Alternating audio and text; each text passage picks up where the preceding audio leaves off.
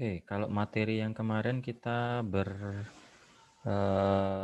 berkaitan atau berdiskusi tentang gambaran umum mengenai ini ya. Oke, ini adalah materi kita kemarin. Kita mengulas atau mau berkenalan dengan pengelolaan working capital atau modal kerja. Ya, kita dari pertemuan kemarin bisa mengetahui, bisa mengevaluasi apakah sebuah perusahaan itu memiliki modal kerja yang apa sifatnya. Kita kemarin sudah mengenal dia bisa saja memiliki sifat yang konservatif, yang sedengan, atau yang agresif. Itu bisa kita lihat dari jumlah modal kerja. Ya, modal kerja itu sekali lagi bisa teman-teman lihat di neraca bagian kiri atas. Biasanya akan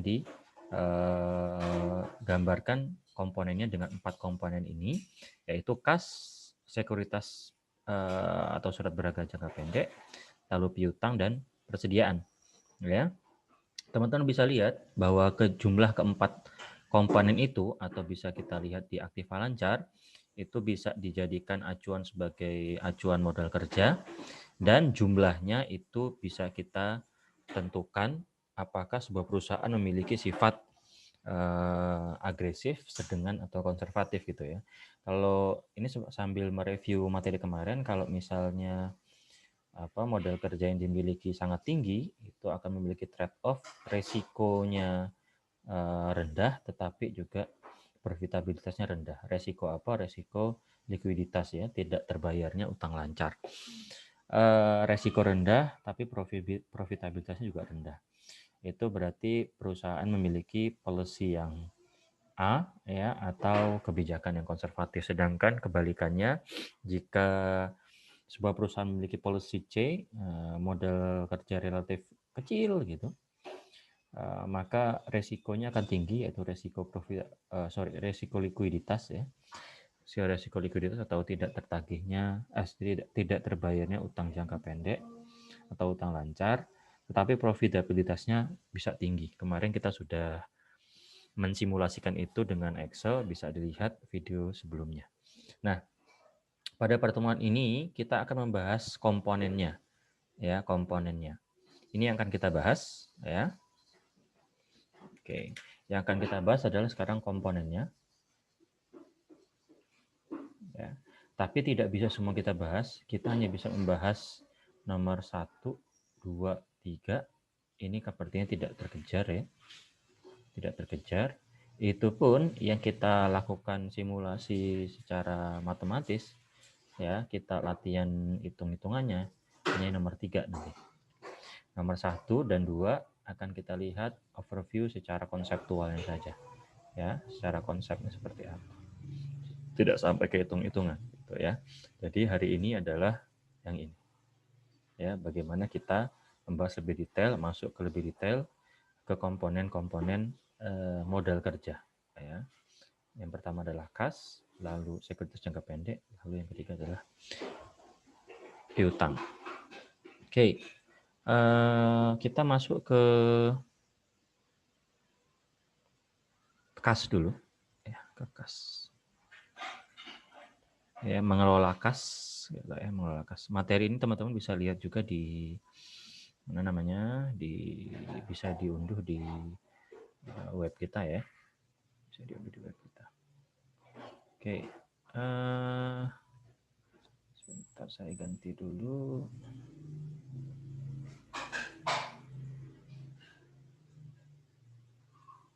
Ya, kita akan yang pertama membahas konsep, ya, berkenalan tentang konsep komponen komponen working capital yang nomor 1 dan nomor 2, yaitu kas, ya, dan sekuritas jangka pendek atau surat berharga jangka pendek. Jadi bagaimana kita mengelola kas dan surat berharga atau sekuritas jangka pendek. Ada 3 pokok bahasan yang akan kita bahas. Yang pertama adalah sebenarnya sebuah perusahaan itu memotivasi memegang kas ya. Kas itu aktiva yang paling lancar, kas uang ya, yang dipegang. motivasinya itu apa atau tujuannya itu untuk apa sebuah perusahaan itu kok memegang kas ya dengan jumlah tertentu. Yang kedua, bagaimana mengelola kas yang efisien. Lalu yang ketiga adalah bagaimana kita melihat konsep tentang pengelolaan sekuritas jangka pendek atau berinvestasi pada sekuritas jangka pendek, ya, surat berharga jangka pendek. Oke, kita masuk yang pertama dulu, yaitu motivasi memegang kas, ya. Teman-teman, sekali lagi kas di sini adalah kita berbicara apa namanya?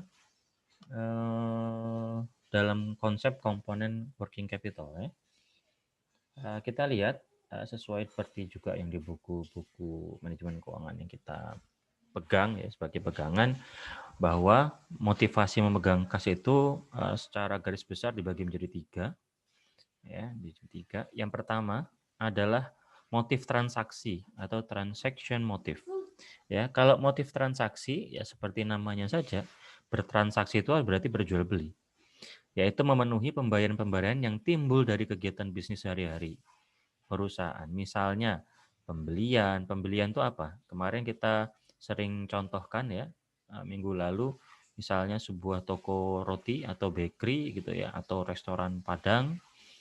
Pembelian-pembelian itu ya pembelian-pembelian yang timbul akibat aktivitas bisnis. Misalnya apa? Misalnya beli kresek, ya, beli gula, beli teh yang habis di situ, beli mentega, beli bahan-bahan roti lainnya gitu ya, atau pembayaran gaji, ya, pembayaran upah, misalnya teman-teman AC-nya rusak lalu manggil tukang benerin AC, lalu upahnya harus dibayar pada saat itu juga, yang ngambil dari uang kas ini, atau pembayaran pajak gitu ya. Jadi kalau motif transaksi itu kas digunakan untuk memenuhi ya transaksi yang timbul akibat aktivitas perusahaan sehari-hari. Oke, berikutnya yang nomor dua apa? Yang nomor dua adalah motif berjaga-jaga atau precautionary motive. Ya, berjaga-jaga apa maksudnya berjaga-jaga? Ya kita kas itu ya kita pegang. Ya. Ini biasanya kalau sebuah perusahaan itu biasanya punya berangkas kecil di bagian keuangannya, di dalamnya isinya tumpuan uang ya, tumpuan uang, ya, isinya cash gitu. Berjaga-jaga apabila terjadi kebutuhan pembayaran kas yang tidak terduga. Misal ya, tiba-tiba teman-teman harus mengeluarkan uang untuk ya kebutuhan yang tidak terduga. Misal kalau mau makan Padang, apa sih kebutuhan tidak terduganya? Iya, misal apa ya? Kebutuhan atau bakery. Kebutuhan tidak terduga misalnya ini apa namanya? Seringannya sih misalnya upah gitu ya. Upah tadi. Kita tidak merencanakan sebelumnya bahwa etalase rusak ya atau pintu rusak, atau ya pasti ya kita tidak merencanakan kerusakan, tapi kerusakan-kerusakan itu harus diperbaiki saat itu juga gitu. Kalau misalnya kita tidak pegang uang cash ya kita tidak bisa melaksanakan tidak bisa melaksanakan perbaikan karena nggak ada uang untuk bayar atau motif berjaga-jaga. Yang nomor tiga adalah motif spekulasi. Ya, spekulasi apa? Melakukan transaksi spekulatif untuk mendapatkan keuntungan yang bersifat sementara. Misal ya, teman-teman punya restoran Padang tadi, ya, lalu teman-teman pergi belanja misal pertama ke Indogrosir. Ya, Indogrosir mau nyetok apa? Misalnya mau nyetok minyak goreng. Tiba-tiba di Indogrosir itu sedang ada apa? Sedang ada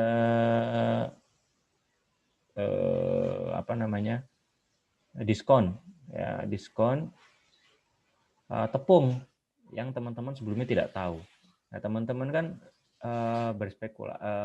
megang uang itu juga tidak ada rencana juga gitu untuk itu. Jadi teman-teman beli tepung yang diskon sementara itu, ya, yang mungkin besok tidak ada lagi, lalu nyetok tepung yang awalnya tidak direncanakan.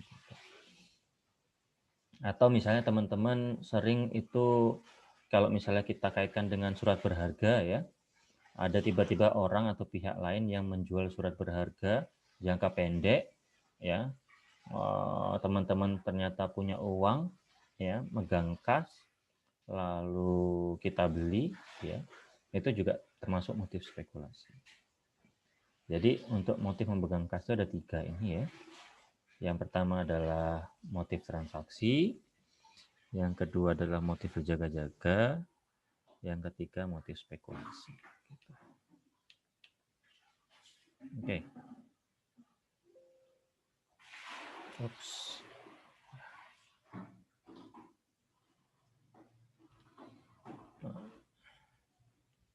Ya, tadi sudah kita lihat motivasi memegang kas, sekarang bagaimana mengelola kas yang efisien. Pada dasarnya ya, ide dalam memegang kas itu cuma 2 di sini ya. Yang pertama, kalau teman-teman berkaitan dengan penerimaan kas, teman-teman harus mempercepat arus kas itu masuk. Tapi kalau kita mau mengeluarkan kas, prinsipnya adalah memperlambat kas itu keluar. Ini sebenarnya sudah kita praktekkan dalam kehidupan sehari-hari ya. Kalau kita mau nerima uang kan kita maunya cepat gitu ya. Pokoknya kalau ada potensi penerimaan kas itu harus cepat masuk.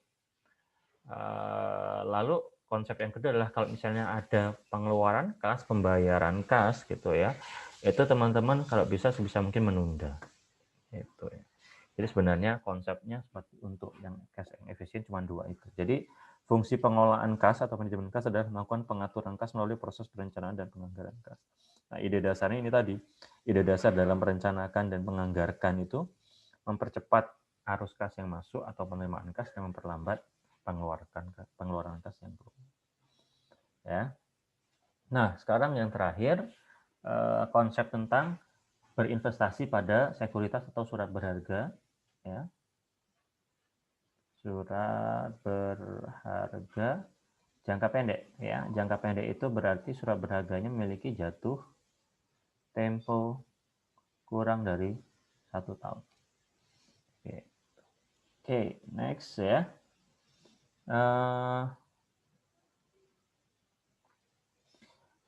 Ini ya pendek tadi kurang dari 1 tahun. Oke, apa yang harus diperhatikan oleh teman-teman sebagai pengelola keuangan atau manajer keuangan ketika ingin menginvestasikan uangnya atau mengelola working capital-nya pada instrumen sekuritas jangka pendek. Yang pertama adalah teman-teman harus ingat sekali bahwa sekuritas jangka pendek, namanya jangka pendek adalah kurang dari 1 tahun.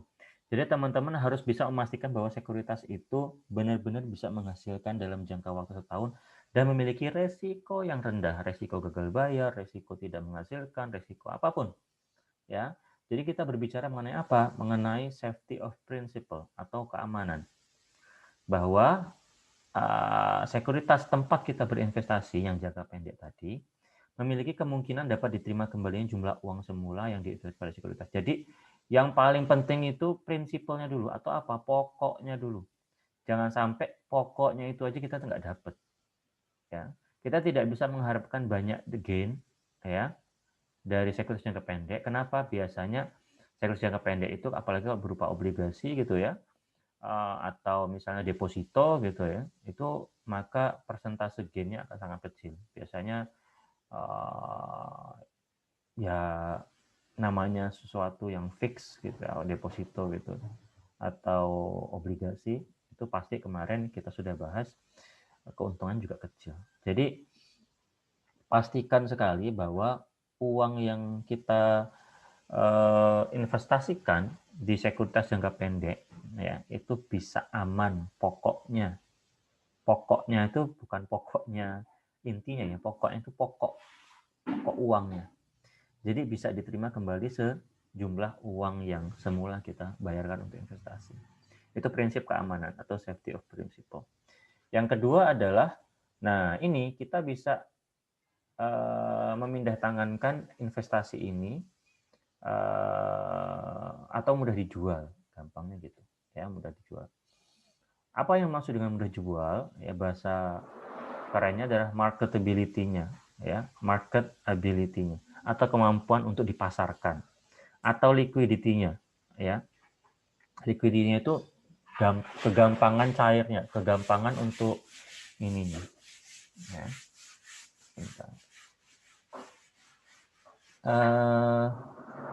Teman-teman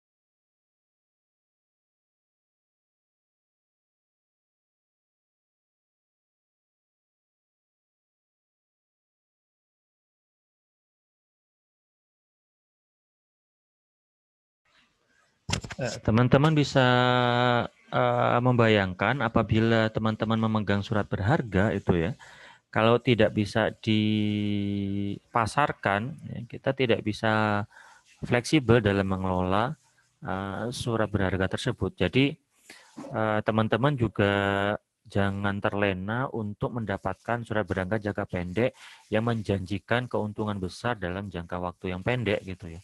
Tapi carilah instrumen investasi sekuritas jangka pendek itu yang wajar-wajar saja, ya wajar-wajar saja.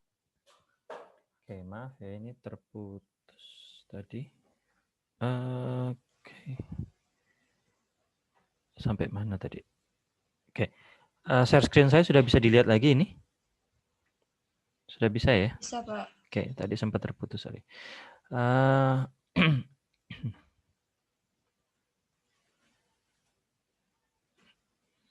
Oke, tadi sampai mudah dijual atau marketability ya.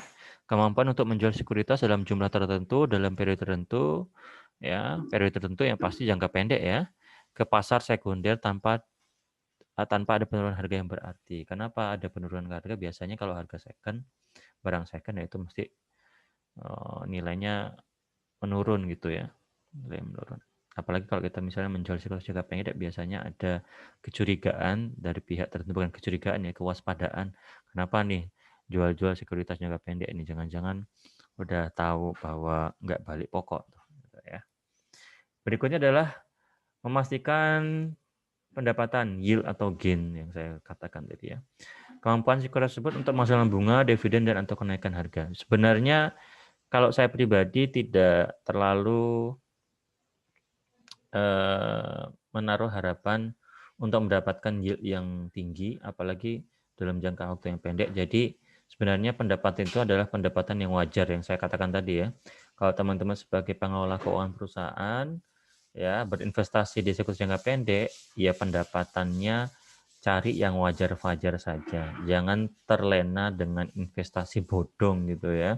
Investasi bodong itu apa? Investasi yang menjanjikan pendapatan tinggi dalam jangka waktu yang relatif sebentar, ya tidak membutuhkan dana yang besar, yaitu biasanya patut dicurigai. Gitu ya. Oke, berikutnya adalah waktu jatuh tempo atau maturity time. Periode waktu dari perolehan sekuritas oleh perusahaan sampai dengan jatuh tempo sekuritas. Ya, biasanya kalau sekarang kita bahas jangka pendek ya, kurang dari 1 tahun tadi. Ya, kurang dari 1 tahun. Periode waktu dari perolehan sekuritas biasanya semakin lama waktu jatuh tempo berarti semakin tinggi pendapatan yang diperoleh. Ini saya bilang tadi. Biasanya semakin lama jatuh tempo berarti semakin tinggi pendapatan yang diperoleh. Tapi semakin tinggi pula risikonya. Jadi kalau misalnya teman-teman itu berinvestasi di sekuritas jangka pendek, ya jangan anggap bahwa ini akan menguntungkan, membawa keuntungan besar, itu enggak. Biasanya mereka akan mengikuti yield-nya dengan waktunya. Teman-teman juga kemarin belajar itu di konsep TVM ya, time value of money. Ya. Jadi ada interest yang mengikuti waktu gitu kan. Oke, untuk konsep kas itu tidak banyak yang bisa kita bahas karena memang kita fokusnya di pengelolaan piutang karena itu yang akan membutuhkan waktu yang pembahasan yang banyak karena itu materinya banyak juga gitu ya. Jadi pembahasan tentang pengelolaan kas dan sekuritas berharga jangka pendek saya cukupkan sekian. Ya kita sambung ke video berikutnya. Ini saya stop record dulu ya. Kita lanjut ke video berikutnya untuk recording.